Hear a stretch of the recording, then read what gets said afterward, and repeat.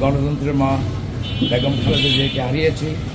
আল্লাহ যেন ওনার কর্মের কারণে ওনাকে যেন ব্যাস নসিব করেন, কারণ উনি যে ত্যাগ স্বীকার করেছে ইতিহাস সাক্ষী দেবে। বাংলাদেশ তথা দক্ষিণ এশিয়া ইভেন পৃথিবী জুড়ে ওনার মতো ৪৪ বছর ধরে ওনার জীবন ধ্বংস করে ওনার সুখ শান্তি বিলাস সব কিছু ছেড়ে দিয়ে এই আপামর জনগণের জন্য বাংলাদেশের মাটি উনি পছন্দ করতেন। বাংলাদেশের মাটি মানুষ গণতন্ত্রের ছেড়ে উনি কোথাও যায়নি, যার কারণে আজকে সারা বাংলাদেশে গণতন্ত্রের জন্য বিএনপিকে আপামর জনগণ সমর্থন করছে। এবং আপনারা ইতিমধ্যে জানেন গত 25শে ডিসেম্বর আমাদের ভারপ্রাপ্ত চেয়ারম্যান, বর্তমানে চেয়ারম্যান, আমাদের আগামী দিনের রাষ্ট্রনায়ক, যার সুযোগ্য নেতৃত্বে বাংলাদেশের সবাই জনগণ ঐক্যবদ্ধ হয়ে কাজ করছে গণতন্ত্রকে শক্তিশালী করার জন্য।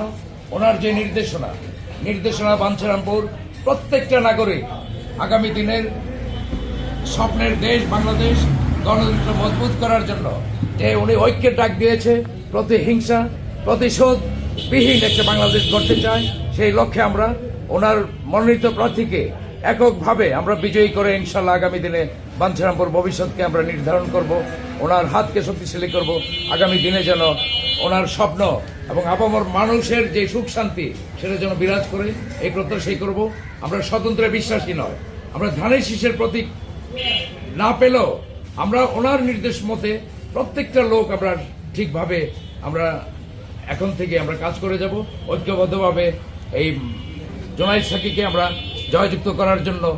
দ্যাট মিনস আমরা সংসদে পাঠাবো, বাঞ্ছারামপুর উন্নয়ন যেন সঠিক আকারে হয় এবং উনি কথা দিয়েছেন বাঞ্ছারামপুর বিএনপি সব কিছু করবে, উন্নয়নের ধারা বাঞ্ছারামপুর বিএনপি ধরে রাখবে।